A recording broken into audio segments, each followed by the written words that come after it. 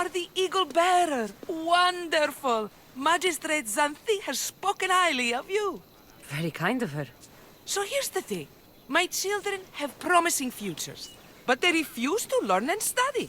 They think they know better, but they can't recite a poem to save their lives. Where do I fit into this? They've heard of the Eagle Bearer and worship the ground you walk on. If you related an epic story to them, I'd bet they retain it and impress their tutors. It's an odd request, but I've been asked to do stranger things. I'll do it. My children are waiting inside the Temple of Dionysus Kolonatas for today's epic story. The subject is Perseus, which they should know well, but seem to forget all when questioned. Perseus? I know his story well, as if we were cousins, both raised at the base of Mount Olympus. Do not fear. I will hold your children fast with my tail.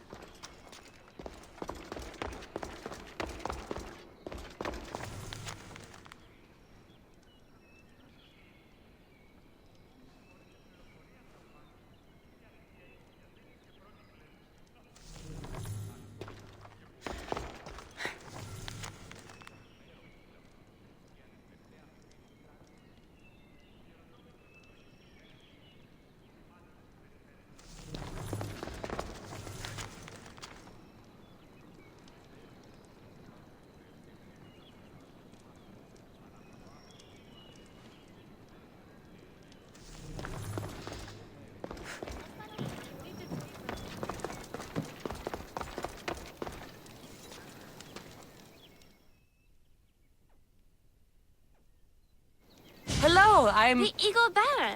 We've heard all about you. Are you going to tell us a story today? Do we have to listen? We've heard it 100 times. Yes, that's me. And yes, I'm telling you a story.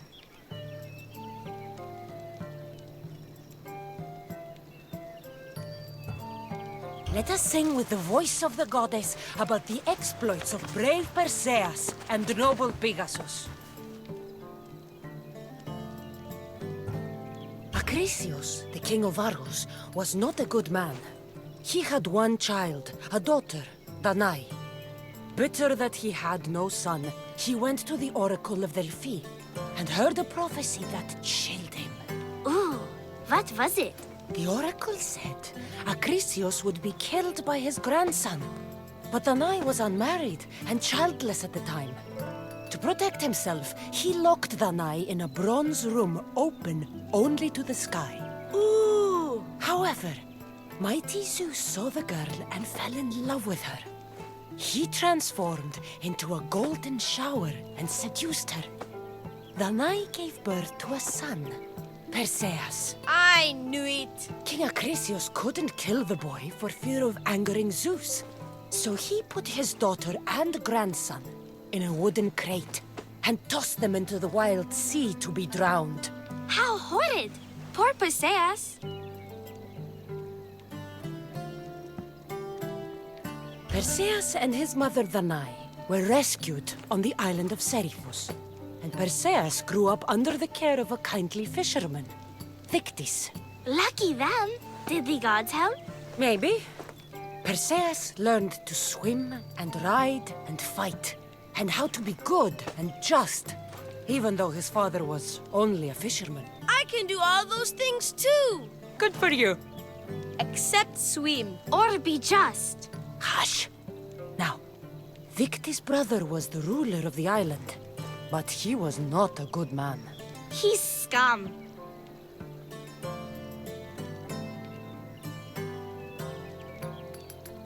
The cruel king of Seriphos, Dictys' brother, Polydectes, decided he wanted to marry Danae, for she was still beautiful and noble. But Perseus knows his mother does not want this. Dictys couldn't stop his brother, so it was up to Perseus to interfere and be annoying. Christos, that's your job. I will keep the stinky king from marrying you. The cruel, stinky king became angry. To get rid of Perseus, Polydectes sent him on an impossible quest. Prove yourself a warrior and fetch me a worthy wedding gift, the king said, by killing a great monster. I knew it! Shh, I knew it too.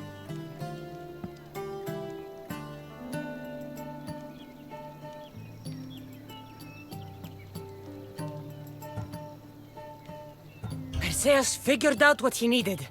The golden fleece of the winged ram, said to be guarded by a monster who could turn any to stone. Luckily, Perseus was blessed by the gods, and he was guided by Athena's golden-geared owl to the monster's lair. Athena's golden owl? That's dumb. Sounds cute. I want one. And armed with the vorpal sword from mighty Olethros, he faced the snake-necked, large-headed, shaggy-maned, stony-gazed Katovlepas! No! Huh? Perseus avoided the Katovlepas' killing gaze and snicked the sword, lopping off the creature's head. Ew! He grabbed the golden fleece and wrapped the Katovlepas' head in it. Then flew back home astride winged Pegasus to save Andromeda, who was about to be eaten by the Kraken. He used the deadly head to turn the Kraken to stone. Wait, the what? What's a kraken? Like a giant squid? Don't you mean the sea monster Ketos? Pretty sure Homer said, release the Kraken, not release the Ketos. You just made that up. Perseus traveled to Argos with his family, and one day competed in the Great Athletic Games. He hurled the discus, and his throw was so great that it shot into the stands and struck King Acrisius. So doing, Perseus killed his grandfather and fulfilled the prophecy. Hurrah! You can't escape your fate.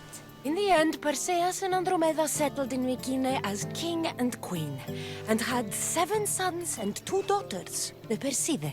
That was a great telling of the tale. I'll never forget it. Maybe the best. I can't wait to tell all my friends. Aw, thank you. I couldn't help overhearing the end of your story. Truly inspiring, Eagle Bearer. Thank you.